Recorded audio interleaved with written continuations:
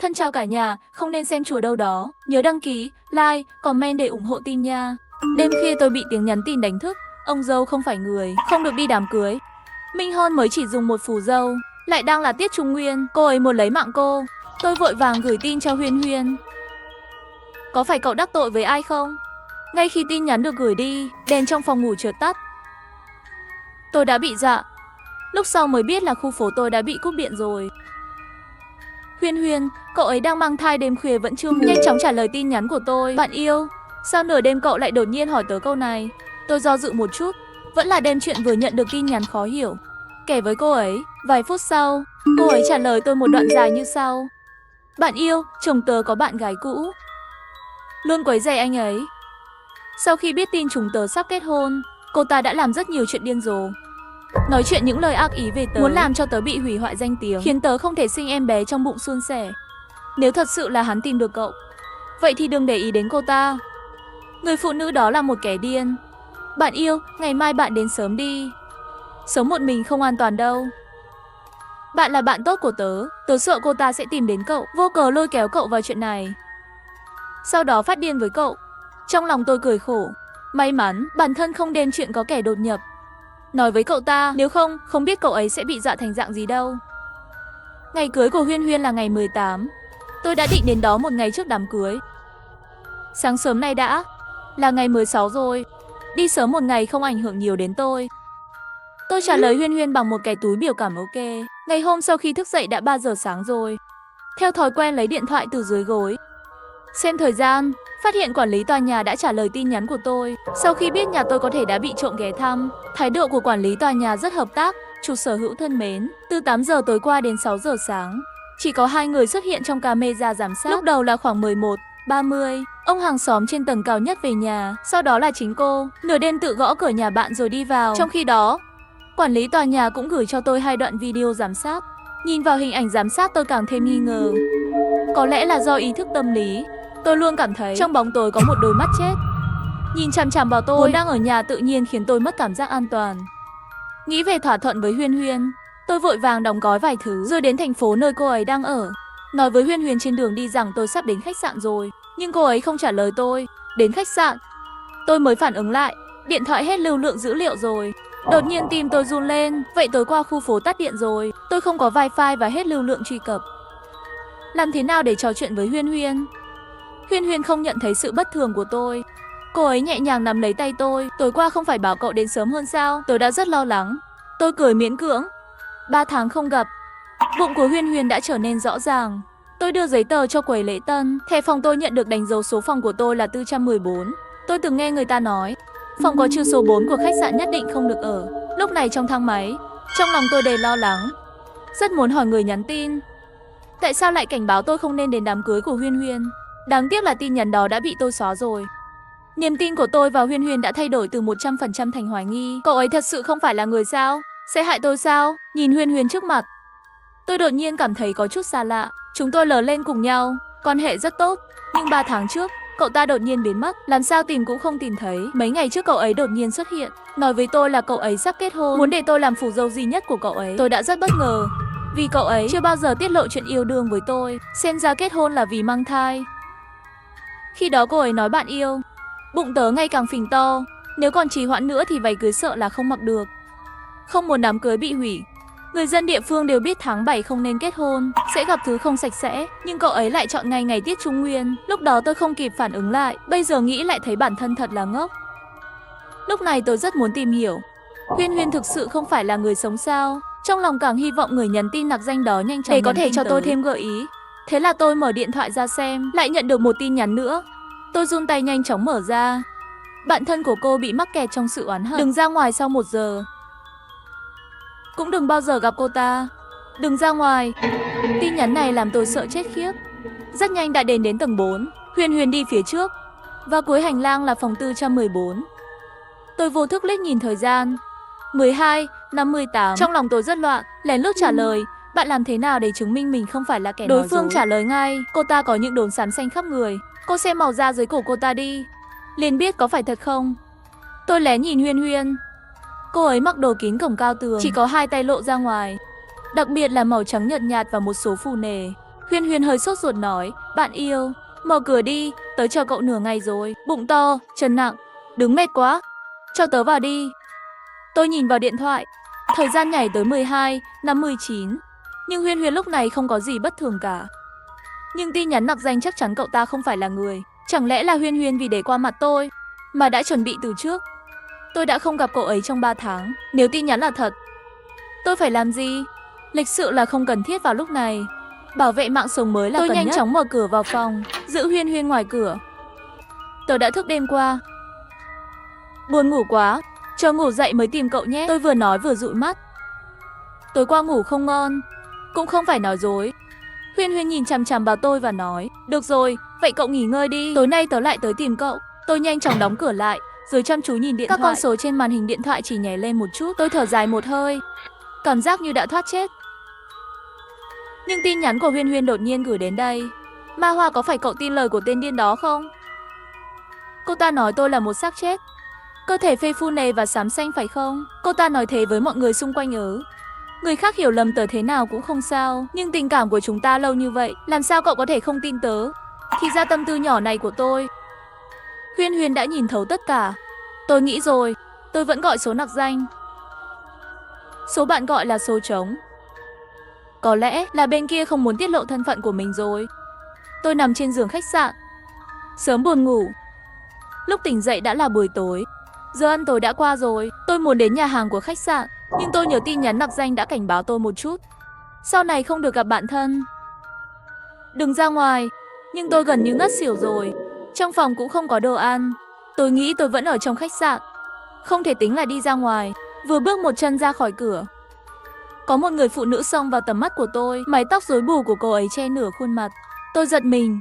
Đây không phải là hàng xóm của tôi làm livestream Thiên Thiên sao? Cô ấy nhìn tôi một cách vô hồn. Cô ta bình thường khi livestream đều sẽ trang điểm, bây giờ tóc dài, móng tay đều đen. Tôi gần như không nhận ra. Cô ta dường như không nhận ra tôi, đi thẳng vào phòng đối diện. 413 cũng không phải là số may mắn, mà trên người cô ta còn phát ra một mùi tanh. Tôi nhanh chóng đóng cửa lại, tóc tai dựng ngược cả lên. Đột nhiên tin nhắn điện thoại đổ chuông, làm tôi giật mình. Đó là Huyên Huyên, bạn thân mến, tôi sắp tới tầng 4 rồi. Cậu tỉnh chưa? Đột nhiên trong đầu tôi lóe lên vô số hình ảnh. Lo lắng. Không có cách nào, tôi chỉ có thể nhờ số áo giúp đỡ. Cô ấy đang đến thì sao? Tôi nhận được tin nhắn nặc danh. Nó làm tim tôi run lên. Cô dâu không phải là người. Đừng bao giờ đi đám cưới làm phù dâu. Cô dâu muốn lấy mạng cô. Trong lòng tôi sợ, lặng lẽ nhìn ra từ mắt mèo. Cái nhìn này gần như làm tôi sợ hãi. Bên ngoài là Huyên Huyên, mắt cá chân lộ ra ngoài của cô ấy, một mảng đen xám xanh.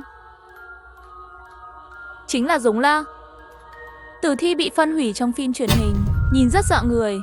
Cô ấy nhẹ nhàng gõ cửa. Hoa Hoa, cậu tỉnh chưa? Tôi chỉ có thể bịt mũi, cố gắng làm cho âm thanh nghe khác thường. Huyên Huyên, tớ bị ốm rồi, sợ lây cho cậu. Cậu vẫn là không nên vô. Tôi tìm một cái cớ, muốn đuổi cậu ấy đi. Huyên Huyên vừa nghe liền lo lắng, có phải là không hợp thổ địa không? Để tớ vào xem. Nếu nghiêm trọng, chúng ta đến bệnh viện. Thật sự không cần, tớ sợ vạn nhất lây cho cậu. Đám cưới của cậu gấp quá, tớ không muốn cậu gặp rắc rối. Tôi cố gắng nói chân thành nhất có thể, nhưng sự quan tâm của Huyên Huyên lúc này, trong mắt tôi đã thay đổi thành kiểu tiêu cực từ lâu rồi. Chắc cậu ấy muốn vào đây, làm những điều làm tổn thương tôi. Không ngờ Huyên Huyên gõ cửa lại to hơn. Sức khỏe tớ vẫn ổn, không sợ lây nhiễm. Tôi sợ cậu ta sẽ phá cửa. Nhanh chóng giải thích rõ ràng với Huyên Huyên. Tớ thấy khó chịu, ngủ thêm chút nữa, đừng lo cho tớ. Tớ hứa khi thức dậy, bất kể cơ thể cảm thấy thế nào, tớ sẽ nói cho cậu biết tình hình, có được không? Huyên Huyên im lặng, cuối cùng cũng đồng ý. Được rồi, vậy cậu nghỉ ngơi trước đi, 1 giờ sau tớ sẽ lai tới. Trong hành lang có tiếng bước chân rời đi. Tôi thở dài.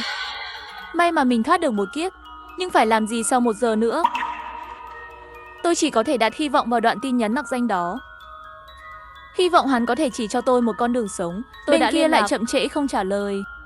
Xem ra tôi phải tự nghĩ cách cứu mình, phải tìm ai đó giúp tôi.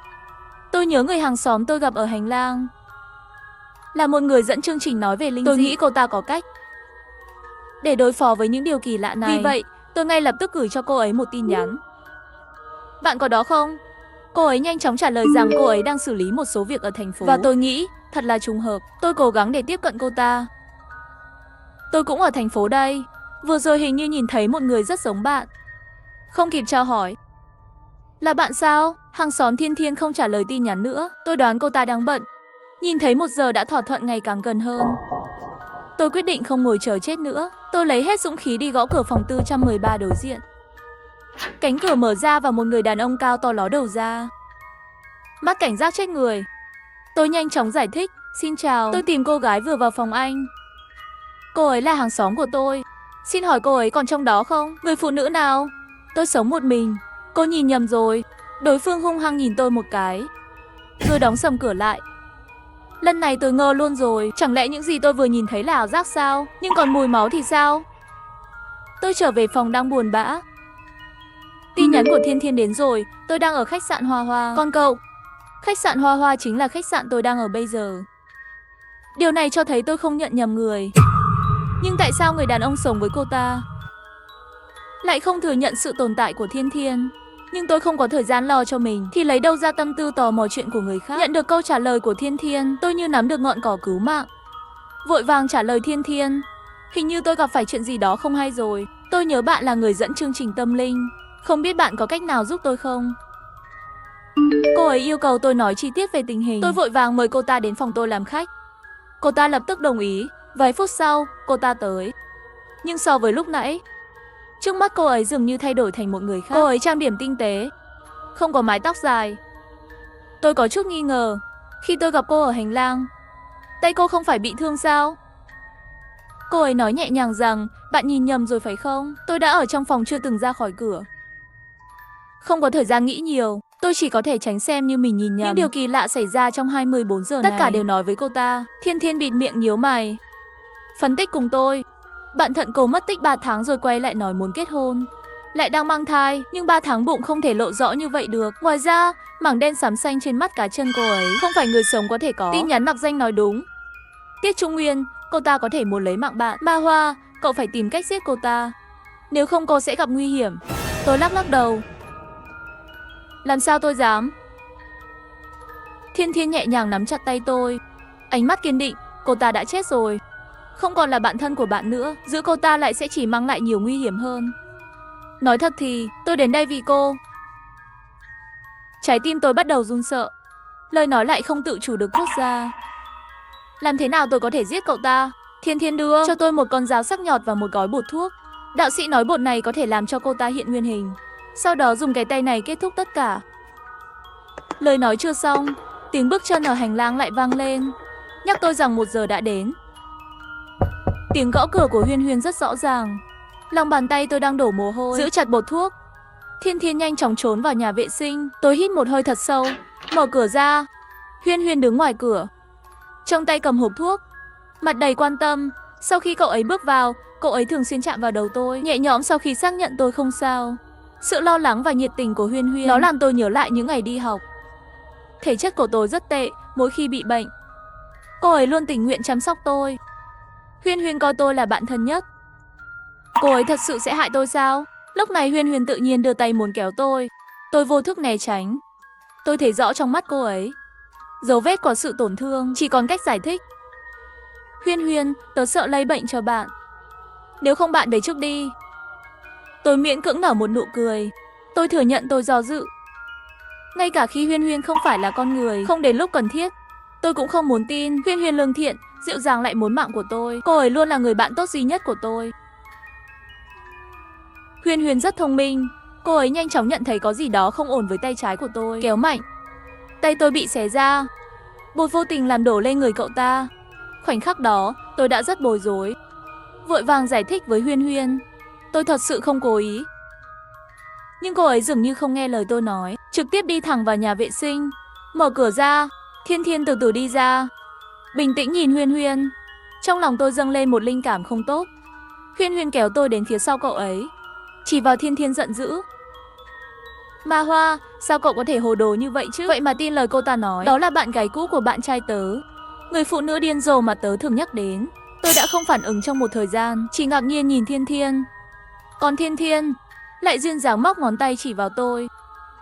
Mau qua đây, chỉ có tôi mới có thể cứu cậu. Huyên Huyên cũng quay đầu lại, lông mày đầy lo lắng. Đừng tin cô ta, nữ nhân này căn bản không phải là người. Cô ta muốn hại tớ. Nếu cô ta thành công, cậu cũng sẽ không có kết thúc tốt đẹp đâu. Tôi đứng giữa hai người. Hai bên đều có ý kiến khác nhau và cảm giác của tôi cũng không phải là quá tệ. Tôi đã có một sự thức tỉnh chưa từng có. Bởi vì tôi mơ hồ cảm thấy tôi đã gần với sự thật rồi. Bột rắc lên Huyên Huyên có tác dụng. Phần da lộ ra của Huyên Huyên bắt đầu xuất hiện những đốm xám xanh với kích thước khác nhau. Tôi nhận ra Huyên Huyên có thể đang bị hiện nguyên hình. Tuy nhiên, Thiên Thiên ở đối diện cũng để lộ những vết máu lốm đốm trên da. Điều đó khiến tôi tin rằng cả hai đều không phải là con người. Ma Hoa còn không ra tay. Nhanh trông xa cô ta đi, cậu sẽ sống. Tôi lặng lẽ nhìn vào khuôn mặt của Huyên Huyên. Tôi do dự. Thiên Thiên cuối cùng nhịn không được lao vào Huyên Huyên. Hai người lập tức đánh nhau. Tôi đứng đó không biết phải làm gì. Lúc này, người đàn ông trong phòng 413 đột nhiên xông vào. Huyên Huyên quay lại và hét lên với anh ta, chồng ơi, mau tới giúp đi, con điên này muốn hại con chúng ta. Người đàn ông chạy tới kéo hai người ra và bất ngờ bảo vệ Thiên Thiên phía sau. Cuối cùng tôi cũng hiểu tại sao anh ta lại nói dối về việc sống một mình. Khi kết hôn, anh ta không thể buông bỏ người cũ, chỉ có thể kim ốc tàng kiều. Ngay lúc này Thiên Thiên chiếm ưu thế. Ma Hoa nhanh xử Huyên Huyên đi. Giết cô ta cậu mới có thể sống. Tôi nghĩ đi nghĩ lại, nghiêng đầu nghiêm túc hỏi Huyên Huyên, cậu gọi tớ làm phù dâu cho cậu, thật sự là vì muốn hại tớ sao? Huyên Huyên không đáp, chỉ hỏi lại, với tình thế bây giờ, cậu nghĩ tôi chết thì cậu có an toàn không? Tôi bất đắc dĩ cười, xin lỗi Huyên Huyên, tôi không cố ý rắc bột lên người cậu. Tôi không bao giờ muốn làm tổn thương cậu, cậu vẫn là người bạn duy nhất của tớ. Trong lúc nói chuyện, tôi cố hết sức để đâm vào người đàn ông cao lớn đối diện, nhưng lại bị đôi vai rộng rãi của đàn ông trực tiếp đánh bạt lại. Ngồi xuống đất, hành động của tôi hoàn toàn chọc giận Thiên Thiên. Cô như muốn chứng minh, nói với tôi rằng nếu cô không giúp tôi, vậy tôi sẽ xử cả cô. Thiên Thiên lập tức lộ ra móng tay dài và sắc nhọn, lao về phía tôi, mà người đàn ông đó bị đóng băng như một con rối. Tôi tuyệt vọng nhắm mắt lại. Bất ngờ, Huyên Huyên bảo vệ tôi sau lưng. Cô ấy cười với tôi, bạn yêu, tôi tha thứ cho cậu, đừng phụ lòng sự tha thứ của tôi, tha thứ cho tôi, thứ lỗi cho tôi vì đã đổ bột lên người cậu ta. Hãy tha thứ cho tôi vì đã luôn đề phòng cậu ta. Không, tôi nhớ ra rồi, nhớ hết rồi. 3 ngày trước, bản thân tôi đã tự tử. Người bên ngoài đều nói cậu ấy không cẩn thận, chết cũng đáng, nhưng tôi biết cô ấy không phải người như vậy. Khi học đại học, tôi và Huyên Huyên ở cùng một ký túc xá. Lệ Lệ ở tầng dưới là một người thừa kế của gia đình giàu có. Cô ấy thích bạn trai của Huyên Huyên, vì vậy thù địch với Huyên Huyên. Đêm trước tốt nghiệp, Huyên Huyên thông báo tin đính hôn. Lệ Lệ sớm tìm đến tôi, yêu cầu tôi hẹn Huyên Huyên ra ngoài nói chuyện và hứa sẽ trả cho tôi 30.000. Tôi đã đồng ý, nghĩ rằng vừa có thể kiếm tiền và vừa giúp họ giải quyết bất hòa. Tuy nhiên, trong phòng nghe tivi, Lệ Lệ mang theo vài người. Họ đã làm nhục Huyên Huyên và ghi lại video như một lời đe dọa. Tôi là nhân chứng duy nhất, nhưng tôi bị Lệ Lệ đe dọa không dám làm chứng. Nửa tháng sau, bức ảnh khiếm nhã của Lệ Lệ bị rò rỉ. Tin đồn lan truyền, cô ấy trở thành chủ đề bàn tán của mọi người. Thái độ của bạn trai cũng bắt đầu trở nên lạnh nhạt, đề nghị chia tay với Huyên Huyên. Huyên Huyên từng hỏi tôi tại sao lại phản bội cậu ta. Tôi đã khóc và xin lỗi cô ấy. Cậu ta yêu cầu tôi đi cùng cô ta đến cảnh sát để làm chứng, nhưng tôi do dự. Tôi sợ Lệ Lệ trả thù. Cuối cùng 3 ngày sau, Huyên Huyên chọn tự tử. Ngay sau đó, cảnh sát vào cuộc điều tra. Lúc này Lệ Lệ dẫn người đến tìm tôi, đe dọa tôi giữ im lặng và đánh tôi, khiến tôi ngất đi. Trong cơn hôn mê, tôi đã có một giấc mơ. Trong mơ, Huyên Huyên sắp kết hôn. Cô ấy mời tôi làm phù dâu duy nhất và Lệ Lệ là hàng xóm của tôi. Thiên Thiên, số điện thoại nặc danh đó là số thật của tôi. Tôi nhận ra mình đang chạy trốn. Tôi nghĩ tránh xa Huyên Huyên có thể tránh được mọi thứ, nhưng nhân của tuần hoàn, chạy trốn cũng vô dụng. Tôi quyết tâm trong mộng cũng muốn cho viên mãn. Thế là long trọng đưa con dao găm của Thiên Thiên cho Huyên Huyên. Huyên Huyên mỉm cười nhẹ nhõm với tôi. Sức mạnh của Huyên Huyên dường như đột nhiên tăng lên vô số lần. Cậu ấy chống lại đòn của Thiên Thiên, dùng mũi dao chính xác đâm vào trái tim Thiên Thiên ở đối diện. Lúc này căn phòng tràn ngập ánh sáng rực rỡ. Nó hút tôi ra. Huyên Huyên quay lại nhìn tôi rời đi. Mở mắt ra lần nữa, tôi đã ra khỏi giấc mơ. Không có ai xung quanh. Lệ Lệ đã đi rồi. Cô ta nghĩ tôi sẽ bị khuất phục, nhưng tôi chọn báo cảnh sát. và cung cấp manh mối chính về vụ án của Huyên Huyên. Cảnh sát nhanh chóng bắt được những người đàn ông xâm phạm Huyên Huyên. Họ đã thú nhận và vạch trần tội ác của Lệ Lệ. Và báo cáo khám nghiệm tử thi của Huyên Huyên đưa ra kết luận cô ấy đang mang thai. Em bé là của một trong những người đã tấn công cô ấy. Sự thật lộ ra, tôi không bị kết tội. Sau khi sự việc được phơi bày, tất cả đều chiếm lĩnh trên mục tìm kiếm nóng. Lệ Lệ bị kết án. Nhân của tuần hoàn, trả thù cực sảng khoái. Cuối cùng tôi đã thực hiện lời hứa với Huyên Huyên. Lấy lại công lý cho cậu ấy.